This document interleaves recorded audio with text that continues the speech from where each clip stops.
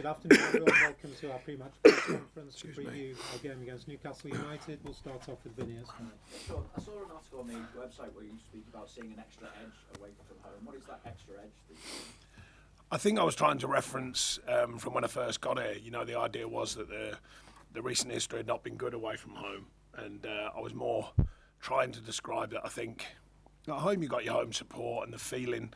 You know, you always imagine teams to be right at home just from the off, whereas away sometimes, you know, you take an internal atmosphere in the group, an internal mentality. So I was trying to describe that more than anything, that, you know, the extra edge I was talking about is it's needed, I think, away from home. You know, because often that's why home records are home records, and then when the crowd wasn't there, we all know it changed during the COVID period. So, you know, that was a show of how the home crowd helps, how the home feel helps. So I think it was more the idea, you need the edge anyway, but away from home, I think it's an internal edge where everyone's committed to the cause, which is to win a game, of course. Is there an extra edge that you need to bring to your performances that got us apart?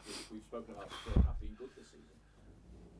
I think putting it in the net. I think, you know, the amount of chance we've created, the quality of chance as well. I've never been obsessed by the amount. I always think it's the quality of chances, but the quality of chance we've made at home and the performances, on top of good performances, I think. You know, but you've got to score a goal. You've got to put it in the net. So I think that's the thing that we've got to keep on the detail with, really, but keep the belief equally. You know, you've got to keep creating, you've got to keep asking questions of the opposition, and then find the moment of truth. With two games like this at home, back to back as well, do you feel that the expectation is on Newcastle and Chelsea, and in some respects, does that in turn play into your hands a little bit? I think it's slightly different because they're, you know, both strong sides. Recently with Newcastle, you know, the way they've gone about their business the last season and a half or so, and Chelsea more historically, and finding their feet somewhat. You know, I think they're both got talented groups and trying to get the best of them, both spending power, all the rest of it, but trying to mould teams to win games. And I think it probably is a little bit more on them and what they're doing than us, but that's not from us, by the way. I think that's, and I don't think it's from Evertonians either. I think it's from the wider picture of football. I would imagine the mood around the place is as high as it can be, I suppose, after that picture. Yeah. I think, you know, the recent news, obviously, and then a good performance, but one that didn't bring a result against Man United, and then a strong performance away from home and a win, and I felt deserved over the 90-odd minutes. So I think it just enhances the feel anyway. I think the feeling was good in the camp. The performances have been generally good and a good run of results recently. But I think it re-enhances that and it grows. It helps to bond the players even tighter, I think, and I think that's coming, that real belief in each other as a team, and I think that's grown all the time. Are you getting any players back? I'm thinking Amadou and Dominic Calvert-Lewin and Andre Gomez, who had a run out this week. Yeah, Andre's had a very frustrating season so far, but he got a run out last week. He got about 60-odd minutes, which is good. A bit more to come from him, I think, to be fully fit.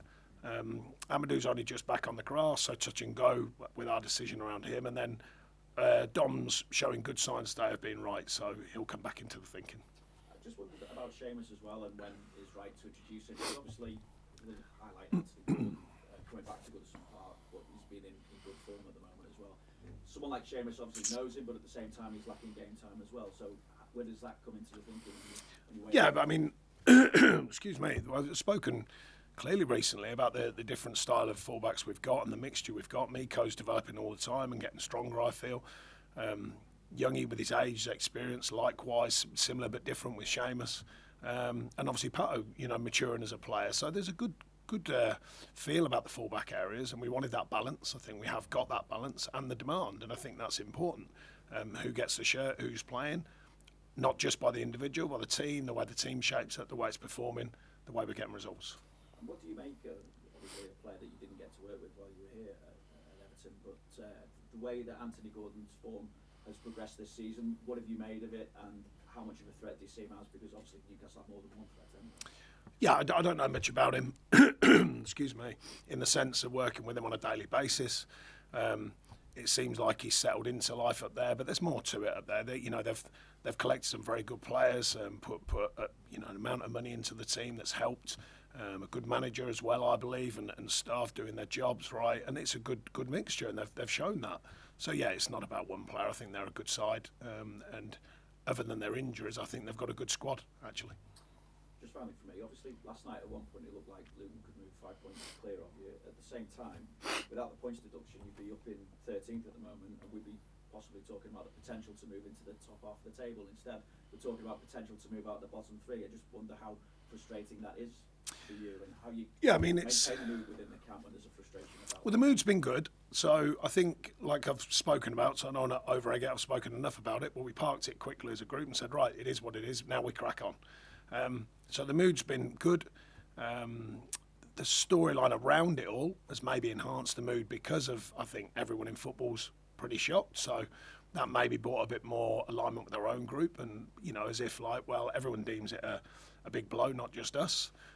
Performances so far have been good, and the attitude towards it. So I'm not really overthinking what's happened now. It's time to move on. Certainly can't get involved in other people's results because they, you know, we have to look after ourselves. But it's helpful if results go your way, of course. But it's the most helpful thing if you sort things out yourself, and that's what we intend to do. And I imagine it's being a psychological boost if you can move out of the bottom three. Yeah, I think with the idea being that, you know, what's happened, the difference in the league table as it would be and where it is, then I think, of course, the quicker you can get back into that lower, well, now lower end of the pack, because we were sort of getting to the top end of the lower pack, if that makes sense. And now we've got to climb our way out of it, you know, and that's just the way it is. That's just the reality at this moment. You know, yeah, again, we don't know about appeals and all that sort of stuff. We're going to have to wait and see. Thanks, Vinny. We'll go to Mike at Ready on the other side. Excuse me. Sean, can you sense an extra spring in the step of the players after Saturday night? Because, as you say, the performance against United was a lot to like about it, but not the result. Saturday, you got the result, and there is a lift-off element to it now, isn't there? Well, that can only be judged on the coming games. You can't judge it on one game. I think there's been a good atmosphere all season. I think the clarity of their thoughts to play, the clarity of their thoughts to win games or attempt to win games has been really pleasing. I think, you know, the knock that we've had recently, it's just been more pleasing to see the group enhance that further, and I think, you know, commit to the next course, which is to overturn that situation with the points, that is, and then see if anything helpful comes along with an appeal. But the focus on the performances has been very good, I think, and winning just enhances everything anyway. It's not relevant about whether you've had 10 points taken off you. Win is the thing that enhances all the work that they do and their belief in the work they do. The tools that you use to help improve Everton's away form since you got here, can they also be used, do you think, to improve the home form, which, despite the chances you've created in so many... The noise is very simple about the home form. It's scoring goals. You know, you analyse performances, which we do, of course. We analyse them from our own eyes, and scouts and guests that I have at the game, I think, are very honest. And equally, what the stats are saying. So it's scoring goals. It's simple as that. We've played very well at home this season, arguably better than we've played away, but we haven't collected the same points. It's putting the ball in the net. That's the biggest thing, and that's the next challenge, because a lot of our performances have been very strong at home. How much do you think Beto will have benefited from Saturday? Because he hasn't started many matches. In some senses, he had a tough all night because a lot of frustrations as well, but you need games to get better. There's only so much that you can do in training. Yeah, he's developing. I think Youssef's working really hard as well. You know, we want them to develop. It takes a bit of time coming into the Premier League, and he's continued to work very hard at his game, both off the pitch. Off playing, for the first bit, and on the training pitch. And I think that's an important factor. But he's going along nicely. Dom, we know, is a very good player, and he's been a big player for Everton for a while now. We want him to continue doing that, and that also is good for Dom, that demand on him to stay in the team, because Beto, I mean, Youssef's younger, but he's still developing well. He's still working very hard. You know, there's a bit more pressure around that area of the pitch, and Dom's been leading the line for a while now, and he's a very good player. So, you know, when Dom's fit at the moment, he's very much in our minds, quite obviously, and Beto's still learning from being around that and gathering his own learning from playing. Another excellent performance from James Garner and Nottingham Forest. Do you think in some respects he suffers occasionally because he's so adaptable? He can play at right back, at wing back, he can play on the right of midfield, but I think he thinks his best position is in the centre, and some of his recent performances would maybe indicate that. Yeah, well, I think I've said for a long time that I see him being a central midfield player. Excuse me, but his adaptability is a strength for him, so it's definitely something that I see as a strength. You know, he's young, he's open-minded, he commits to whatever position he's playing. But I've always stated, certainly in my mind now, that he's always been considered, in my view, as being a central midfield player. I think he's very good. I think he's learning, he's developing, his anticipation of the game is improving all the time. It's just another string to his bow that he can play the other positions when needed. Thanks, Mike. We'll go to Stuart in Premier League predictions. Hey. Newcastle, I mean, under Eddie Howe, you replaced Eddie Howe at Burnley, a decade ago. What do you make of how he's developed as a manager and the threats that they will pose you the week on tomorrow? Well, like all managers, I think you develop with experience and time. He's certainly done that. I think he's changed, or he was beginning to change the situation at Newcastle when he went in there. And he'd obviously made a huge change at Bournemouth from his history there and what he'd done there, which was incredible, really, when you look at Bournemouth then and as they still are now. A lot of work done there. But going on to Newcastle, he'd kind of corrected things in the early part, and then the finances obviously helped. But along with his good coaching, I'm sure, and his staff and his knowledge of what the game is, but particularly the Premier League, then it's a good mixture, and that's certainly been shown. And you mentioned that goals is the answer to sort out the home form. But how do you bring that about? Is it on the training field? No, you keep believing. You know, I mentioned a few weeks ago the number crunchers we have here are very in depth at what they do. You know, I was asking them, speaking to them, what's your thoughts? They said, keep doing what you're doing because it pays you back eventually. You know, because the quality of chance is the biggest thing. You know, they don't just look at amounts of chances, the quality, getting into key areas, how many bodies we're getting in, the effectiveness and all them things.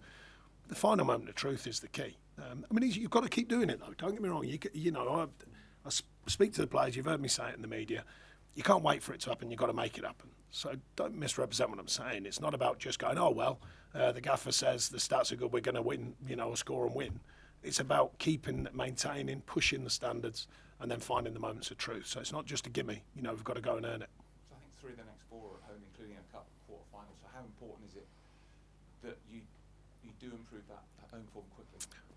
Like I said, it's about scoring goals. That improves everyone's view of it because I think most of our fans appreciate the side's been playing well at home, but of course they're hungry for wins as much as I am, as much as the players are. So maintaining standards, pushing the standards, finding the moments of truth. I think that's the reality of our challenge at home. Thanks, Stuart. We'll go to Carl at the West Association. Excuse me. Hi, Sean. Hi. I know you're not a fan of the outside noise, but the general perception seems to be that the club will be okay even with a 10-point deduction. That seems to be a vindication of the progress that's been made here and has helped, as you say, change the story around the team, would you say? Well, firstly, it's not that I'm not a fan of the outside noise. It's just noise. It's just there. Secondly, I think the progress has been made from internal progress and the way the players are going about it, the feel in the camp and the quality. I've always said we've got quality, the teamship and the belief in each other as a unit, and I think that's improved. And I just like the fact that we've took a knock with the 10 points, but the mentality has stayed firm, and we've delivered. One game didn't go our way with the scoreline and the final points tally, but the next one did, and that's because they're sticking to what they do. They're sticking to the beliefs in the side and sticking to the belief in each other that we're a good outfit, and that's got to be maintained and built upon. Does that give you the same optimism that's been sort of spread outside there, that you will be okay? Well, it's not as easy as that. I think people are referring to the fact that the teams that come up, everyone thinks they're likely to have a tough season. You know, you saw last night Luton take it very close to beating Arsenal. You know, that's the way the league can be. So there's, yet again, I don't look at it and go, oh, well, we're okay because these teams are deemed by everyone else to be struggling. You know, I don't see it like that. There are 3 teams that have earned the right to be in the Premier League. So we've got to earn the right to, first of all, be above them 3 teams, even as a minimum, because when you're new to the Premier League, it's difficult. The 10 points has changed the situation quite obviously. The idea of an appeal and whether we get some endpoints back is in no man's land. So therefore, it's back to us to figure out ways of winning games. And I think that challenge is never ending in the Premier League. I don't think it's just because of 10 points. Beginning of the season, we were looking, at the last 2 seasons, saying, right, lads, what do we need to change? What do we need to get better? How do we get better? And then fathom our way through that. So that's not about 10 points here or there. That's about the truth of what it is in the Premier League. So I've reminded the players of all of that. The business side will have to look after that when it comes round to an appeal and all that side of things. At the moment, that's the reality. I'm a great believer in realities. Positive realities, as I call them. I believe in the positivity of what we can do and achieving things. No excuses. There's been no excuse from me about it. this is the reality, this is the challenge, let's crack on. Thanks, Carl. Any further questions in the open section? George? Hi, Sean. Dwight scored obviously a brilliant goal the weekend, and he had one clear off the line as well. His first goal of the season. Do you think he can add more goals to his game on a more consistent basis? Yeah, he showed that. He showed that last season from when we got in here. I think his form was excellent, assists and goals, and I think it's a surprise it's taken that time to get off this season because of it. I do believe in his quality. He's a high scorer in training weeks, so he's got real ability around the goal, and he can score different kinds of goals. I think he scored from close range or long range, so I was very pleased for him that his work paid off. It's not just his quality. I mean, he works very, very hard for the side, and I think that's a good mixture when you've got hard-working players, but also the quality to go with it. And just one on Beto as well. Obviously, he's a similar profile to Dominic, and obviously when he's out the side, it's good to have Beto to come in to play with a similar profile. Does it help you just keep the team building towards something and going in the right direction with playing in the same sort of way? Yeah, I mean, I don't see him as similar profiles. I see him completely different players. I think they've got different attributes that are important to a side. So I think we can use each player differently. At some point, possibly combine them, but that can take time. I think they're both effective in different ways. Dominic's just got a lot more experience in the Premier League, as well as his quality as well. But we see Beto as someone who can continue to learn about the Premier League and develop. Thanks, George. Any further questions in the open section before we move on? No? Okay.